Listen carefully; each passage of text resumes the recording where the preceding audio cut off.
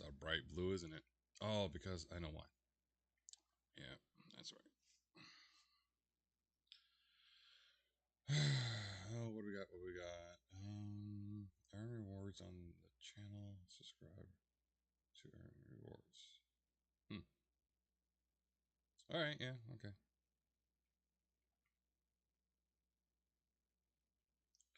Animated emotes can be disabled in the settings. Yeah, I know. I don't really care about that.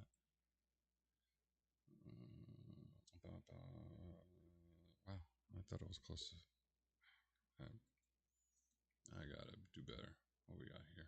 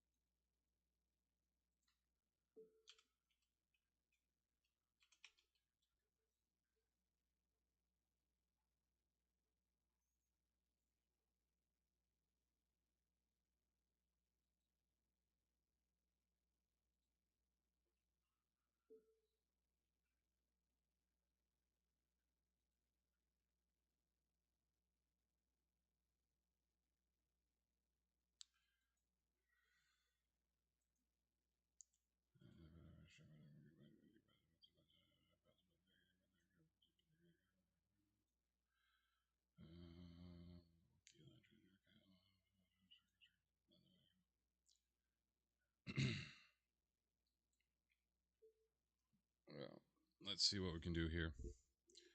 I got a couple things, a couple ideas that I was kicking around in my head, and because I keep getting wacky notifications. Um. Oh. One second.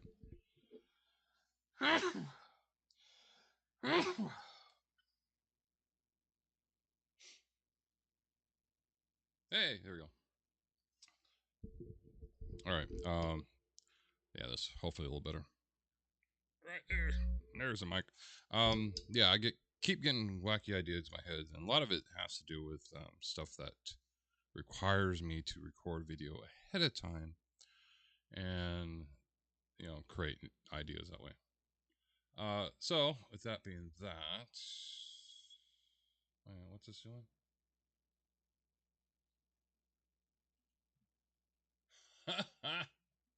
Sure, why not?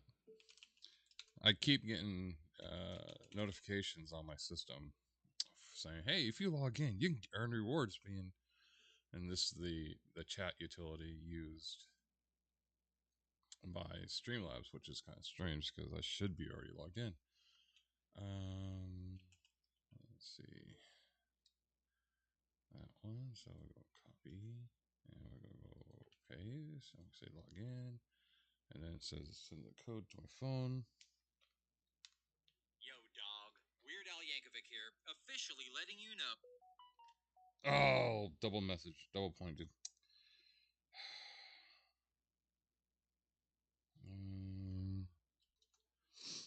7, 4, 3.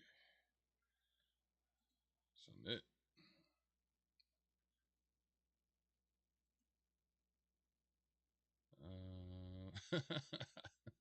It's acting like it's not me, but it is me. Dismiss because I don't need anything anymore. All right. Okay, there's chat. I got another text message too. Then that's what's the text message from.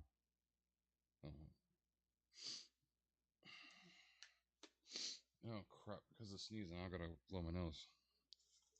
Excuse me.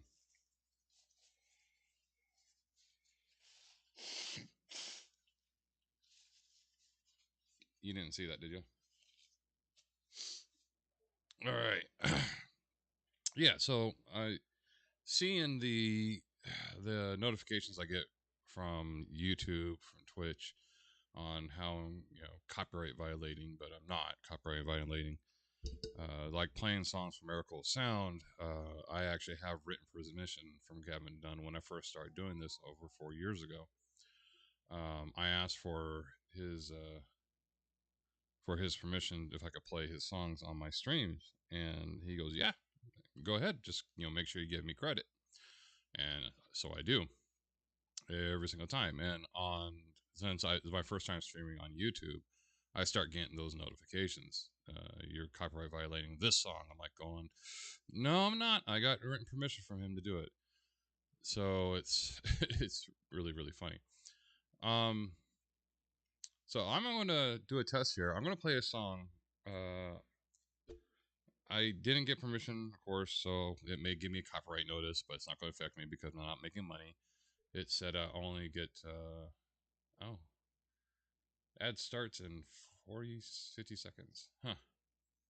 Okay, so we're going to wait till the ad stops playing on uh, Twitch before I play this song. And in the meantime, I'm just going to talk about a couple things. Unless someone goes back and watches my video, then they can listen to the song without the thing, without the ad pumping up. Um. So yeah. So talk about this copyright thing situation, and so I've always listened to the Mighty Jingles. Highly recommend it if you're into video games.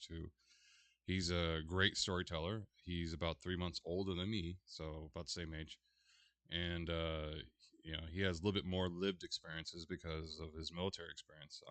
I was in the military, but I don't have the same. I wasn't in the same time what he was. I kind of wish I was, and I think I would have enjoyed the Navy a lot more better than the Air Force. But that's neither here nor there in that sense. I was in the Air Force, only served one term, or one tour. I don't know how you want to phrase that. No term. I wasn't two tours, so I get sent to like a wartime scenario, and I never have. I've always been. I was always stateside. I never even did TDY work because I wasn't a good boy. I wasn't a guy who at the time I didn't smoke. I used to smoke. I quit and then joined the military. And then when I got out of the military, I started smoking again. Um, I didn't. I went out drinking on occasion, but never for the reason of let's just go get pissed drunk and pick up girls and regret the next morning. I've only done that once. um, oh, that was a short ad. Okay, and yeah, so that was my military life, my quick military experience. I was stationed in at a base that is no longer there. It, the state used to have two bases in it, and the Senate, the senators, the congressmen were all arguing which base should be closed. First, they said it was one, the other one, then it said it was mine, then it said it was the other one, then it said it was mine. And when I got there, they were still in the argument of which one's going to be closed, and I was like, they're going to close both of them out of spite because this was during the Clinton down draw era where he was trying to save money by downgrading the military, and well, they ended up closing both of them. I felt they're going to do us spite. All right, so I'm going to play a song that is the very first time I heard this song. Um, I was a big fan of Jess Harnell. Jess Harnell is a voice actor and singer apparently, and he was the voice on Animaniacs as I don't have the other album here. I just got the one. Okay, so I got both albums actually, but yeah, he did the voice of Wacko Warner, um, and I loved Wacko Warner because Wacko Warner was sort of the embodiment of Harpo Marx, and with everything that he did, with everything that his antics, the gooky face he does, and so that's why I end up liking the character Wacko Warner because I'm a big Marx Brothers fan. I grew up watching them. I grew up enjoying the jokes, and my mom didn't like it, but still. Um, so if you ask me today, who's my favorite comedy troupe, and it's like, well, the Marx Brothers.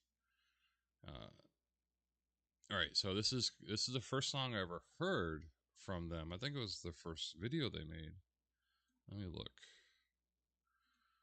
Um,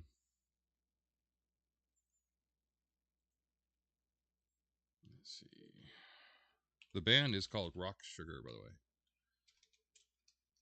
and I don't know if he performed it a lot, but he loves going to um, videos. Hold this, please. He loves going to the FanX in Utah for some strange reason. So it's amazing just watching it, watching his when he talks about the band and talks about the his experience at that show. Wait a minute, where did all the videos go? They used to have lots of videos, and now they're gone. That's just weird.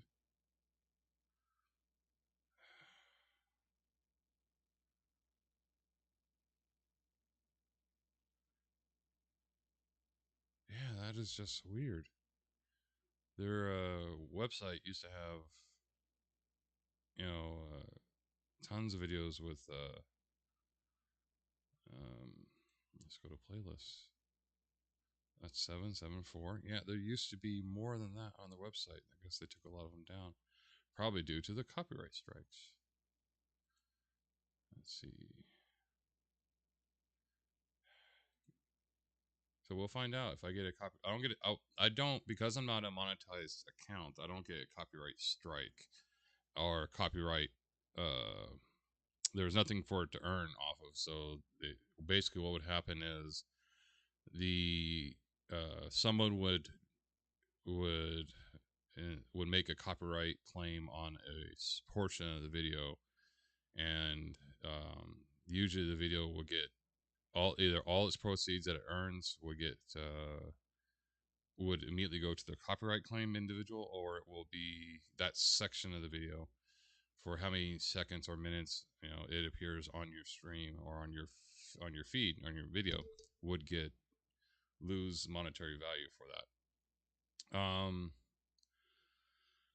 So yeah, a lot of their videos are gone. So I'm just gonna play the song. I'm not gonna play a video. I just want to see what the early video. But it was a video that this is the first song I heard from. It's the first song on the album Reimaginator. Um, Jess Harnell. They are a MASH band when MASH music was being popularized. It was this was the first song I heard from them, and I just absolutely was like, oh, this is awesome. So I bought this one every Christmas when I do a regular Christmas stream. There's a they did their version of Charles Dickens'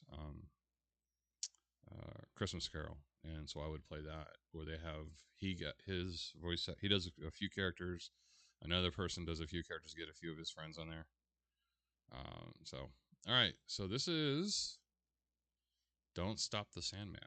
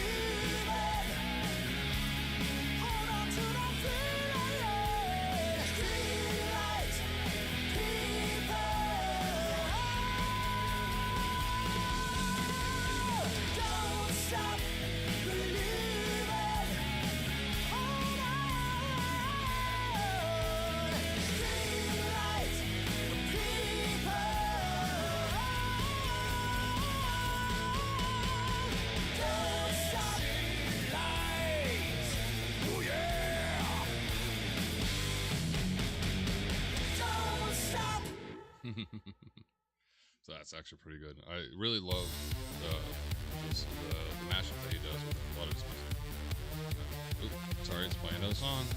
Stop. The song's playing. Hammers in my head. Okay, it's that was the beginning of Hammers in My Head by Miracle of Sound with his rendition of, I think it was his Iron, when he was doing Iron Man.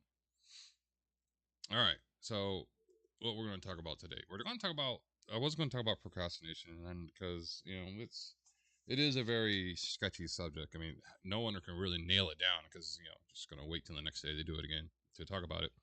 So we're going to wait till the next day to talk about it. What I wanted to talk about today was a couple of oddities. And I may get a little political here. I don't like getting political because it just annoys the crap out of me. Just got my state ballot. I voted on it. I'm going to tell you how I vote for judges, I guess, and that is the bigger thing. The way I pick my judges when it comes to voting is that if they have the term activist anywhere in the description, that means they're not there to interpret the law as is being presented in the cases that's being presented to them. They are there to create their own laws, or uh, or to present the law as they see it, not as it's written, not as it's uh, they have a biased mind from the beginning when they have the term activist, or they want to um, say they are a compassionate. They want to show my court is compassionate. Because I get tired of seeing situations where a compassionate judge will give a leniency to an individual that has a history of committing crimes. This guy's been, say, a person's been arrested um, 80 times for the same crime, and the judge will look at it and goes, "Well, okay, you've been arrested, but you haven't been convicted." So, in other words, most cases got dismissed, or most cases were on grounds of insanity that they decided to put them in a facility for 90 days, and they came out and they commit the same crime again. There's a pattern. There's a pattern of this individual's commitment to committing crimes, and but the judges shows compassion or leniency, and to me, that my video is kind of screwing up there. This is what I get for not having good lighting. The judge, shows compassion and shows compassion and shows compassion, and yet the individual is willing to still do the same thing multiple over and times again because they look at it and they go, "Oh, well, if I'm not at best, I get a place to sleep. At worst, I don't see my friends for 30 days, or I get a slap on the wrist. So let's do it again." So, and that's where I get frustrated by judges when the judges that sit on the like the local judges and stuff like that. The Supreme Court ones, same situation. If they say that they are an activist, or they were a part of this activist group, and they support an activist group, then they're not there to be an actual impartial judge. They're there to be an activist judge, and as a result of it, they won't rule properly. Oh, I know why it's doing that, because I got I adjusted my saturation level because it make me look too sickly. So I decided to adjust it on the fly, and as a result of it, it doesn't know what to do. It doesn't know how to react. So we're going to try to put this in the middle. Brought the brightness down, so I'll bring it up just a little bit. There we go. And the camera's not dead honest at an angle, so I got to fix that. I don't have it sitting on a stand. I should have it sitting on a stand, but I don't. I need to get a better camera. So this one, you're going to see the green screen change a lot, based upon the way my head's leaning. All right. So yeah, so that's how I kind of vote for my judges. I vote for the ones that don't say they're activists. It's the ones that pretty much say that they're there to um, interpret the laws as they're written and be there for the public to um, properly, essentially not be an activist. That's how I vote for my judges. Now, that's kind of goes the same way when it comes to any Senate position, stuff like that. That's my key factor. Are you an activist? Are you? Then you're not there for the people. You're there for specific people. You're there for individuals that whether it doesn't matter when you're left, right, left, left or right leaning or center leaning.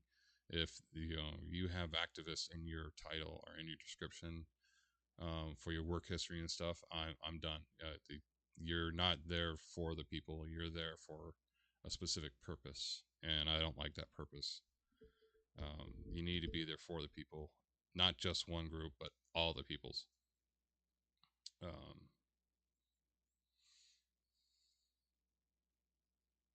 let's see, and in some ways that's you could see that could be wrong. In some ways, you can see it could be right. It's just it's the opinion of that idea. So that's one of the things that frustrated me lately. The other one was that house I'm looking into getting. Something about it. It looks too good to be true, but I'm going to risk it. I'm going to send them my information, and hopefully they accept it. And at the price that they're giving it, I it's that's what's making it too weird.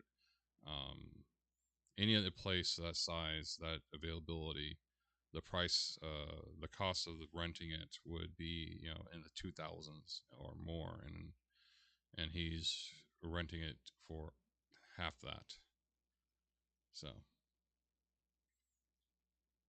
2 to 3 thousand easy. It's a 1,500 square foot house that he's renting that goes for at least 3 to 5 thousand minimum. Um, let's see what I was going to do. Yeah, I gotta make a list. I really do have to make a list of what during the day I either want to talk about or what I'm doing that frustrates me for that at that moment, and use that list um, to fill things out. Right now, my frustration is also is like I had expectations going into this company's um, going to work for this company is different than than what I'm presented with. And not don't get me wrong, it's a salary position, and that's fine. I have no problem with being a salary position. I have no problem with the company as a whole right now. I mean, it's I now know my address of where we're going to work at. Now it's just a matter of getting the apartment and make sure I got or getting either apartment or house or something, and make sure I can you know move in because I got 30 days after I turn a form in to which I haven't done yet. I want to turn that in tomorrow on Monday in my complex here. I got 30 days to do that. All right, let's talk about a movie actually, and we're going to show a trailer. Today, it's so yesterday was the 18th. It was day 18 for the 31 Days of Horror Challenge, and I picked it was Barbara Crampton's movies, and so I picked a movie called Beyond the Gate, and it wasn't too bad. It was definitely a lower budget movie that you expect. The story behind it was really decent. It was one of those what if scenario situations, like you find a board game that has a old style late 90s early 90s videotape games where you would play them. You would it would say roll the dice, you roll the dice, and it says fast forward to the 5 minute mark, and you fast forward to 5 minute mark and hit play, and it will then play the scenario out that is on the video, and it's kind of cool. But the trouble is that it's like a 2 hour videotape, and so you get 5 to 10 minute increments. You can only play so much of the game before you played the whole thing. um so yeah, that's that was an interesting idea, and Barbara Crampton plays the possessed spirit in the game, and which is kind of cool. And the acting was decent. Some of the fights and the over the top deaths were okay, were interesting. But overall itself, the game, the thing was kind of cool. So today was Possessed.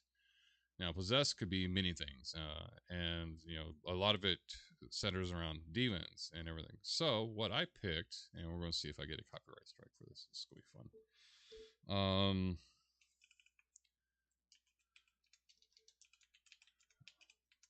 Again, this is one of those things I should have set up ahead of time. So this we're gonna watch is, so I picked. How can there be a teaser already when they haven't filmed it yet, or they're just filming it? Oh, okay. People clip stuff from the previous Constantine. Okay, so I picked the movie Constantine because in the movie, there is a possession that goes on in the movie. I mean, I thought about picking one of the other movies I have on Vudu and all that, and I think I have Constantine on Vudu, but I the NFL. No, NFL Sunday stuff. I don't want to hear you. Since a lot of stuff has to deal with demon related stuff, I decided to pick Keanu Reeves movie Constantine as the movie for Possessed. And here goes the trailer. Oop, muted. Back up. There we go.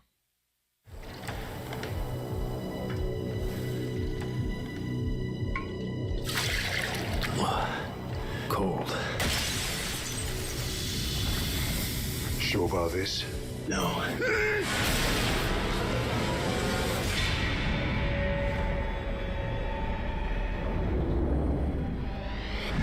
Mr. Constantine, I'd like to ask you a few questions. I know the circles you travel in, the occult, exorcisms. Easy there, hero. That's dragon's breath. I thought you couldn't get it anymore. Oh, I know a guy who knows a guy. I thought that you could at least point me in the right direction. Yeah, okay, sure. Please. What do you mean? What if I told you that God and the devil made a wager for the souls of all mankind? No direct contact with humans, that would be the rule. Just influence. See who would win. Demons stay in hell, angels in heaven. They call it the balance. I need to see what you see. You do this, there's no turning back. You see them. They see you. Understand?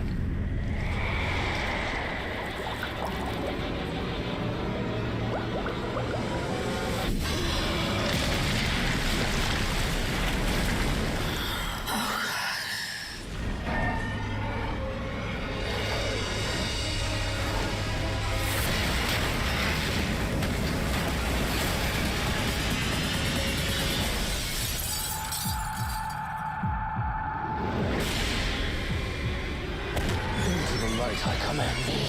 Into the light I command thee.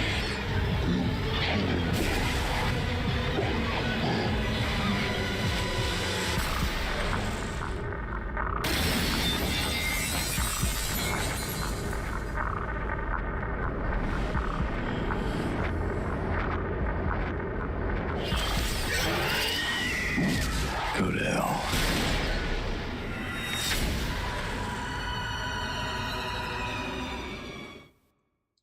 All right, so there is let's see, seen that movie? Uh great scene. So there is the announcement that that he has signed up for Constantine 2 and that he has signed up to return back as Satan or Lucifer. Depends how you talk to. I really did enjoy the movie. Constantine was one of those superhero, and it is superheroes DC. Um, it was really good overall, in my opinion. I think the Constantine series, kind of got screwed over because it was decent, but it had some issues. I think it was called Constantine. Let me see here.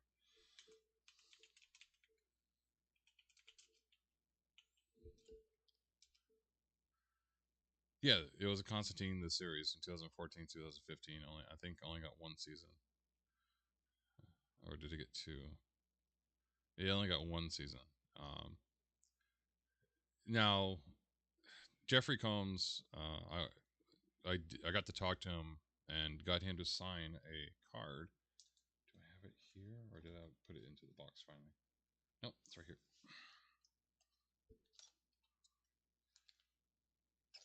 All right.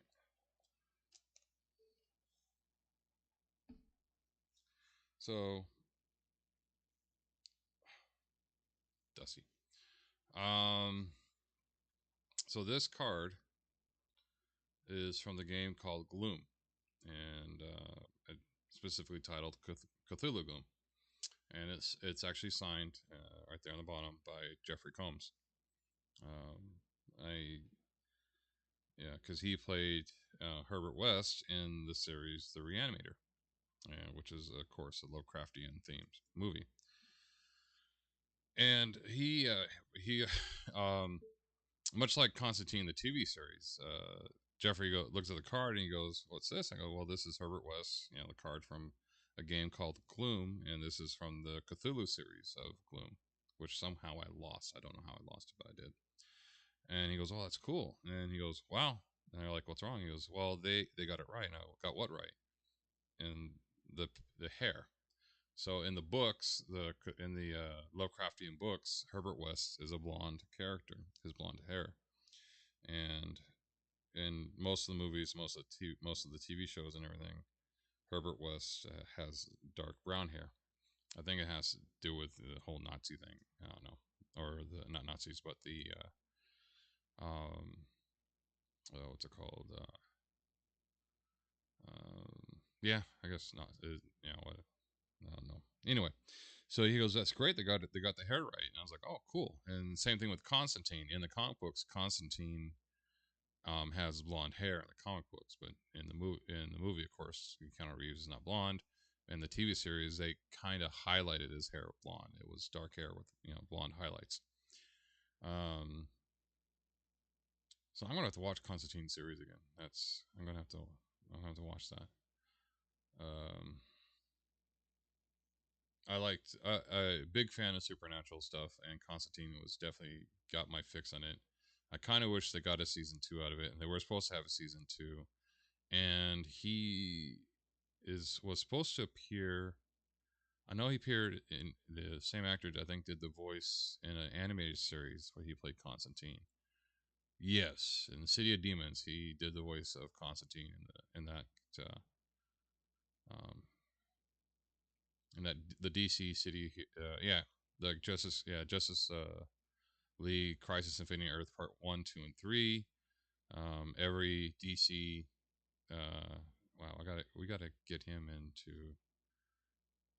in the Flash TV series. He made appearance as Constantine.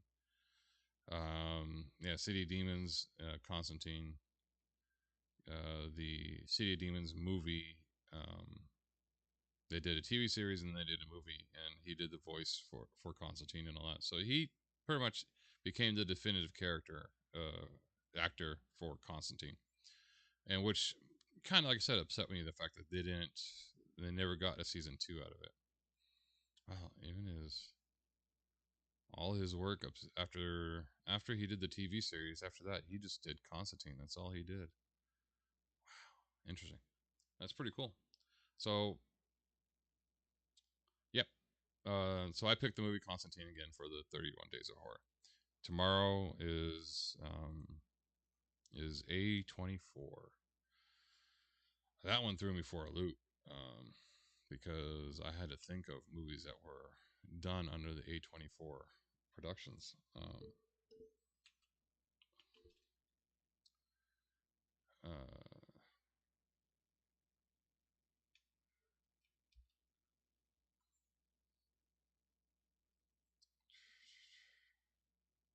let's see. Trying to find one of them. I mean, you could do several. There's actual movie titles that have the word A24 in it.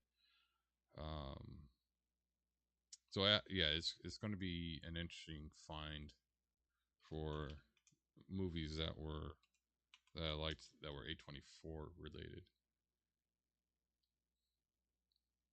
Because they're you go A24, you go A24 Entertainment, which is their films, which is they do streaming on their stuff, and just can't find the right movie. Films produced. I don't have that one. Never seen that one. Never seen that one. Never seen that one. Never seen that one. And so they have horror films that I've never seen before. I may watch that one. That one actually sounds pretty good.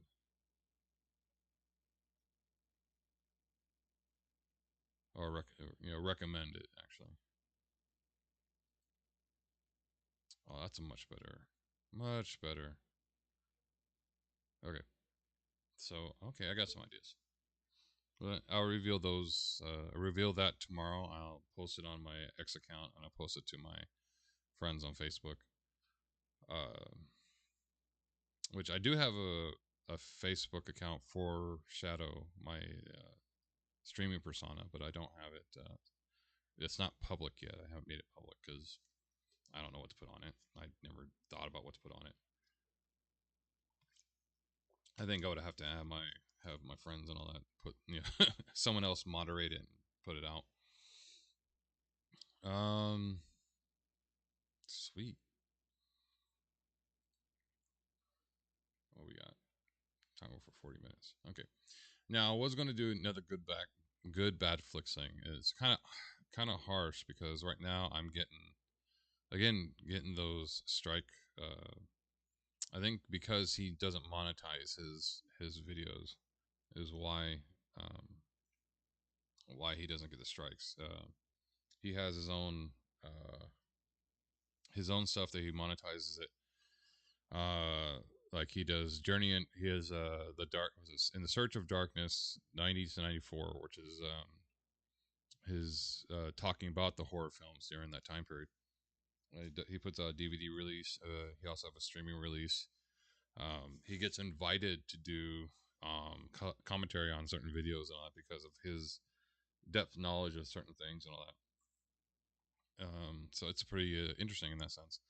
So what we're going to do then? Actually, yeah, we'll do that. What we're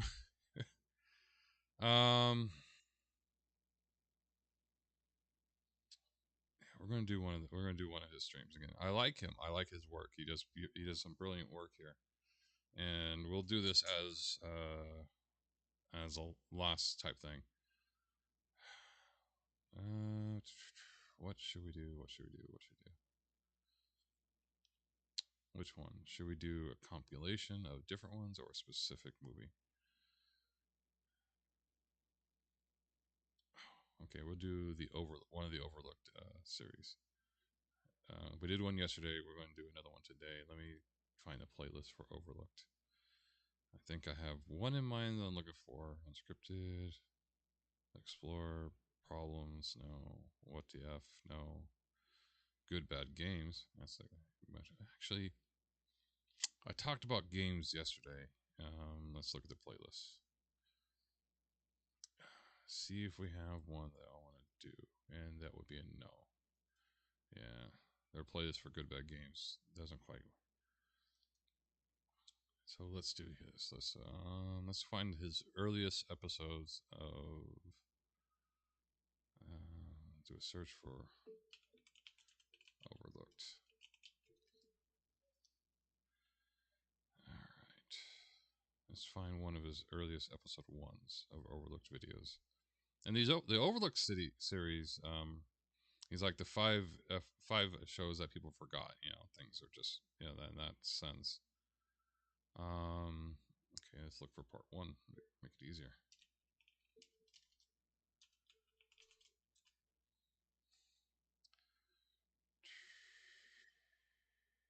No, that didn't help either.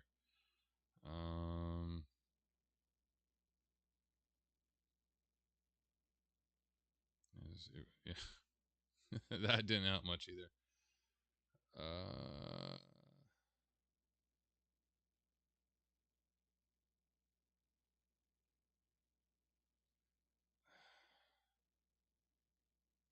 Part three.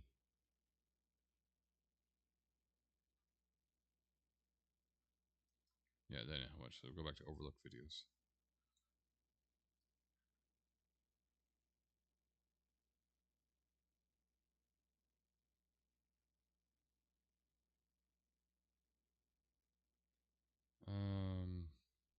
Oh, I just can't. Let's see.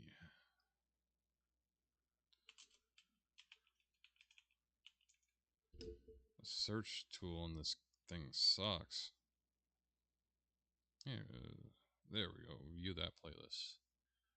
And we go back to the oldest one, which is actually the newest one, 1 month ago, 9 months ago, 1 year ago, 1 year, 2 years. Okay, so we're going to do... here's a good one. 5 Forgotten TV Shows, Part 3. Horror TV for Halloween. There we go. That makes sense for this month. Alright, so let's open this up. He's here. Do not stop rolling. I am going to stop you because you're a commercial. Pause. There we go. This is the Good Bad Flicks 5 Forgotten TV Shows Part 3 for Halloween.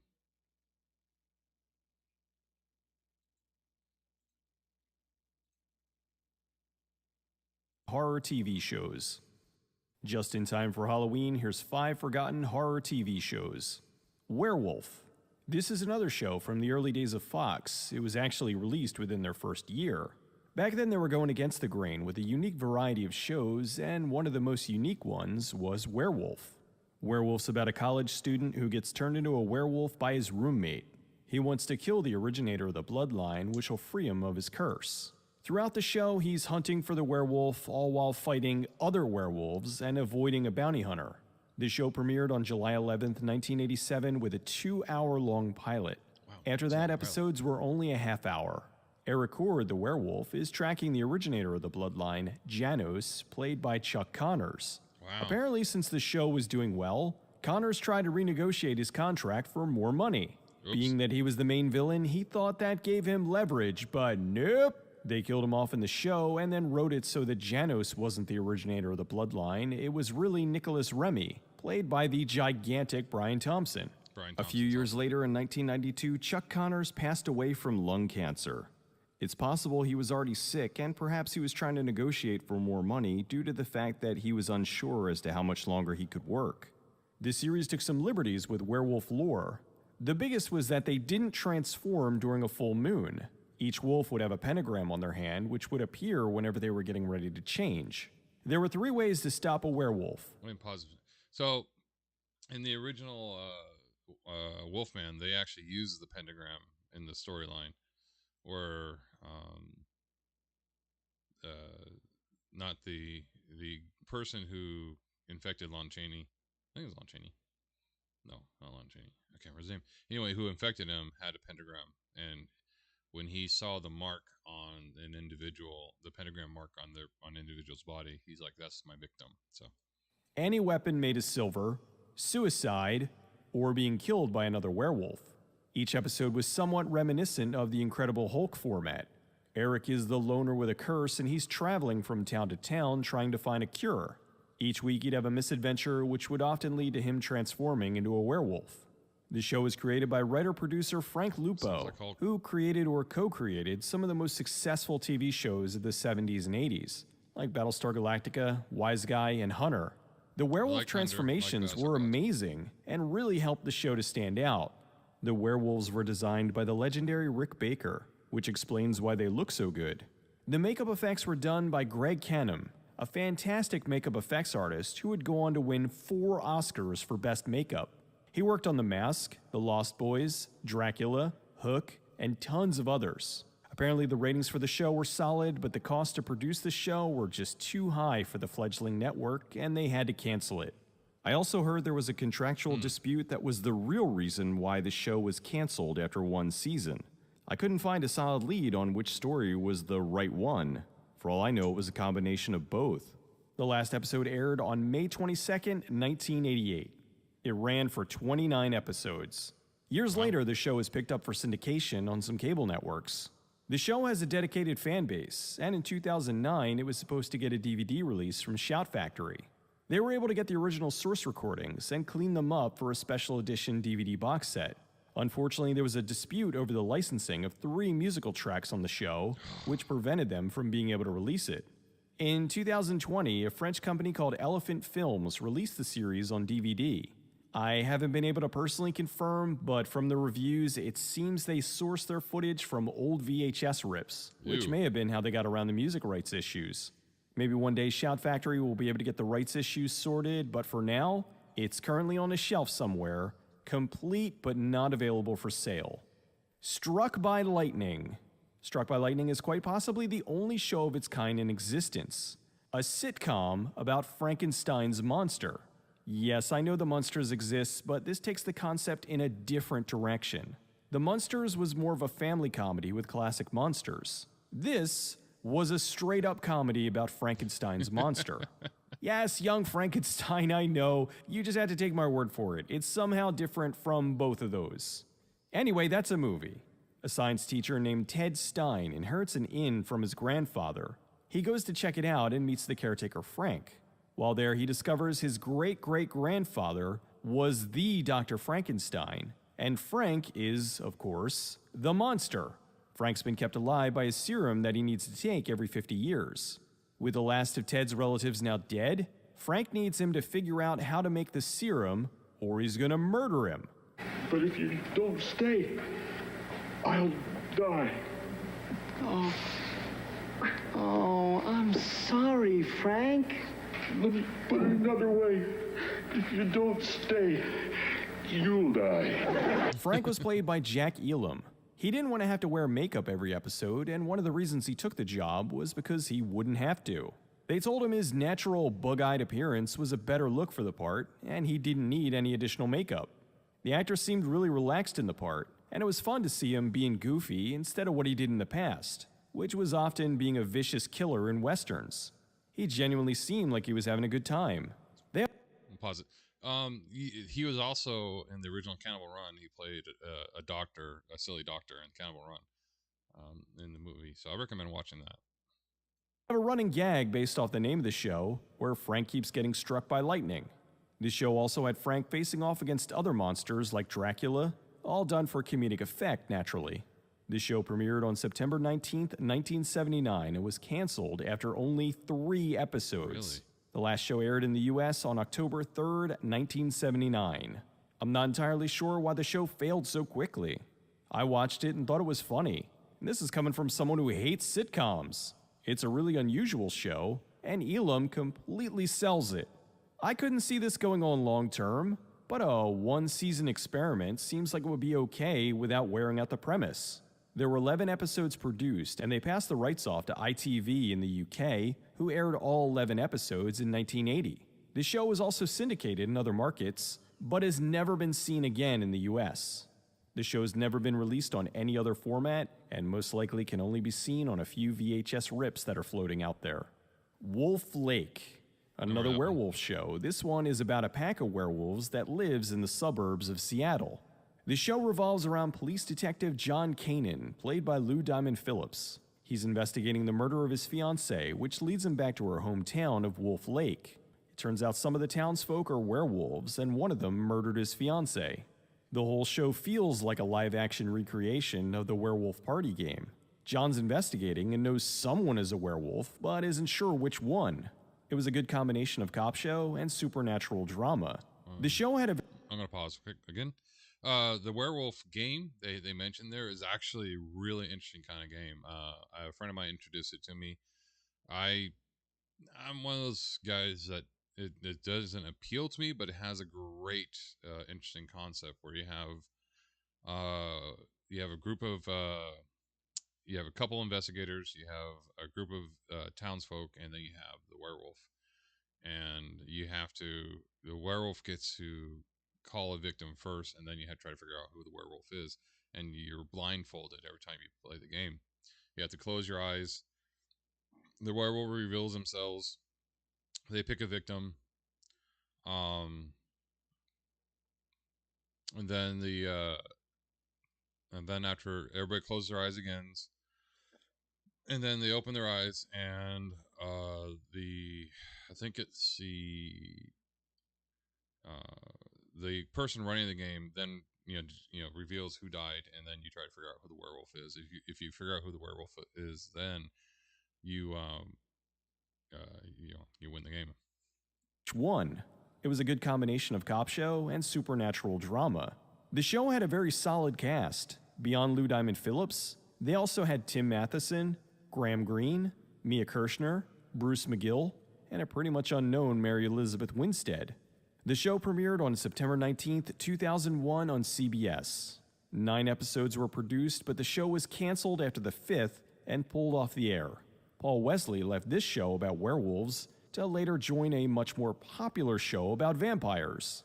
Since the show premiered just a week after September 11th, it's possible the dismal ratings were simply due to people in the US watching non-stop news coverage of the events after the attack. That would have been it. Beyond that, there was probably a good amount of people who didn't want to watch anything that had to do with death or reminded them of their own mortality. I know radio stations at the time pulled a lot of lyrically questionable songs from their playlists as a way to be sensitive to their listeners. Songs like Death Blooms by Mudvayne, Blow Up the Outside World by Soundgarden, and Jumper by Third Eye Blind. UPN picked up the show, started back from the beginning, and aired all 9 episodes. They decided not to pursue continuing the series, so the last one aired on May 1st, 2002. The show was later syndicated on the Sci-Fi Channel in the US and ITV in the UK. The show was released on DVD in 2012, and the pilot episode had a director's commentary. Moonlight. This is now the most recent show I've talked about. Moonlight's a show about Mick St. John, a private investigator who's also a vampire. I know you're thinking Forever Night, but this is not like that at all. Moonlight is a bit more on the drama side of things. Mick's a fairly young vampire, he's only in his 80s, and is using his powers for good. He doesn't hunt innocent people, but has no problem draining the blood from criminals. He joins forces with a reporter named Beth, who is inexplicably drawn to him. It comes out later in the season that 22 years ago he saved her life and has been keeping her safe ever since. The show went through some major changes before it was finally made into a series. The initial idea was founded back in 2004. A writer, Trevor Munson, wrote a novel about a vampire private investigator called Angel of Vengeance. It was then picked up as a potential feature film with Bruce Willis playing the lead. That didn't work out, so Warner Brothers optioned for it to be made into a pilot for a TV series. They then changed the name to Twilight. Mick St. John was played by Alex O'Loughlin, who just a few years before this starred in the very underrated and bizarre thriller Feed. Since Stephenie Meyer's Twilight was now a thing, they changed the name to Moonlight. They made a 15-minute pilot, which went over well. Unfortunately, the main producer got sick and had to drop out. A new producer took over, fired everyone except for O'Loughlin, and shot a full-length pilot, which was picked up for a series by CBS. Beth was now played by Sophia Myles from the Underworld movies. The first episode aired on September 28, 2007. The show won the People's Choice Award for Favorite New TV Drama in January of 2008. The show was a victim of bad timing. When it came out, critics didn't like it, but audiences enjoyed it, and it had decent ratings. In late 2007, it was announced the show would be getting a second season, but shortly thereafter, the Hollywood writer's strike happened and the show went on hiatus. They had produced 12 episodes.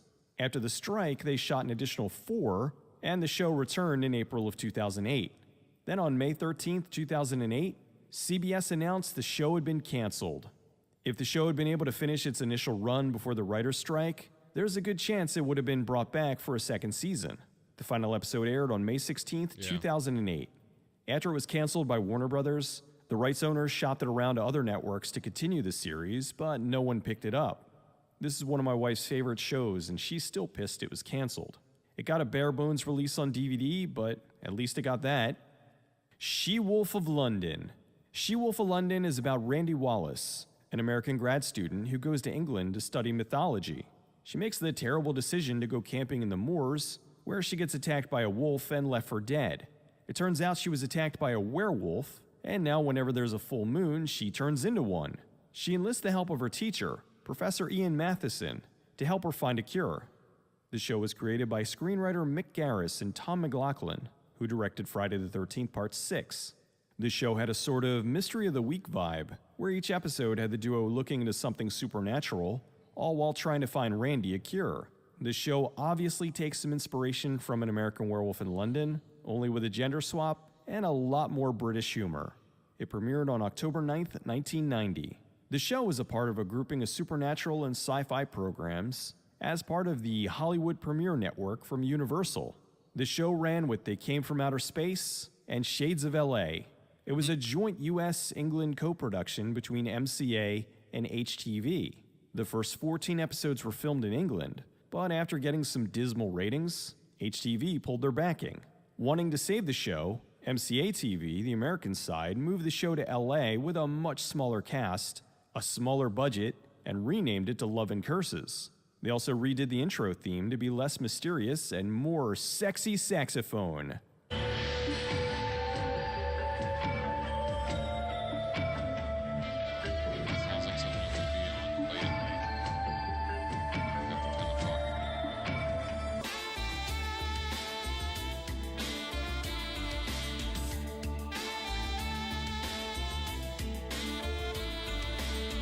They made 6 more episodes, and the show was canceled. The last episode aired on April 10th, 1991. Altogether, there were 20 episodes. The budget for the show was relatively low, and sometimes the werewolf effects didn't look the best. When they moved to LA, the budget got even lower. That didn't bother me at all. In fact, the cheesy effects just heightened the campy vibe of the show. Keeping with the werewolf lore, Randy would turn into a werewolf every full moon, which meant that she didn't turn every single episode. Later in the series, Randy and Ian developed feelings for each other, and one night when they went to have sex, they had to stop because she was turning into a werewolf. Oops. So now they have an even more urgent need to find the cure, so they can get it on! What are we gonna do? We'll live without. We can't do that forever. Then we'll have to find you a cure very soon. The chemistry between Kate Hodge and Neil Dixon was wonderful. It was easy to believe these two would fall in love over the course of their adventures. She-Wolf of London is one of my all-time favorite shows, which makes me all the more sad because it only got 1 season. I know a lot of the show's fans preferred the London side of the series, but I prefer the LA episodes. Once in LA, Ian becomes the host of a tabloid talk show that discusses the supernatural. He buys a loft where the previous owners were into bondage and had a hidden sex dungeon. Randy and Ian are now living together, so they rent the place because they would have somewhere to chain Randy up whenever there's a full moon. That way she's not out on a murder spree in LA. The stories in LA got a lot sillier than the ones in London and are just fun to watch, like the one with a law firm that's staffed exclusively by vampires or witches that run a pizza shop. None of the 3 Hollywood premiere shows lasted past their first season. After the show was canceled, it ended up syndicated on other markets like the Sci-Fi Channel. The show was released on DVD thanks to an unexpected development: the success of Twilight. Due to the popularity of the vampire werewolf love movie series, the owners of the show saw an opportunity and released the series as She-Wolf of London, Love and Curses in 2010. They even did the cover in the Twilight style, complete with the blue-gray tint. Despite being labeled as She-Wolf of London, all the episodes start with the sexy sax Love and Curses intro, which really is fine by me. Well, that's this week's 5 shows. Most of these are on DVDs, so you can track them down if you want to check any of them out. I know I said it was going to be a while before I put another one of these out, but I am working on a huge exploring episode for Halloween, and I needed some extra time. Plus, I wanted to talk about some horror TV shows. There's been more vampire TV shows than werewolf ones, but the vampire ones ended up being more common and well-known than the werewolf ones. I was looking to see if there was ever a mummy one, but I couldn't find anything. Anyway, go watch some old horror TV. Alright, so that's that. So yeah, I grew, these are some of the shows I kind of watched when I was younger too, and obviously I recognize them. I'm not going to go end this with a TV show or music because I'm like I said, trying to figure out things of what I can play without YouTube or Twitch. Well, the Twitch I'm easy to handle, but YouTube just yelling at me, going, "Hey, you can't do that." I do have. Please, like, comment, let me know what if there's something you want to talk about or want me to talk about. I try to steer away from politics as much as I can, because I know there are individuals out there that want they want to go after you, and they want to say something bad about you for that reason. I gotta sneeze.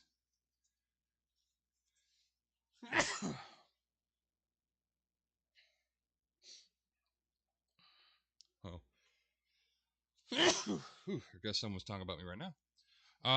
So yeah, if you want, I have a Patreon account, but I don't have any subscription stuff set up for that yet, because I mainly subscribe to other people's stuff. I've been enjoying a lot of other things. And for some reason, locals is giving me 404 errors like crazy, so I gotta file a bug against that. Yeah. So if you please, like, subscribe, and leave comments as how bad or good I am or what. I appreciate it. Appreciate the info and the feedback. So with that, we are going to end this. I would say end it on a high note, but there's very little of those, because I don't sing soprano anymore. Since puberty hit, I'm like basement bass voice almost, baritone in nature. So that's in this with saying be nice, be kind, and let's find those little happy rainbows.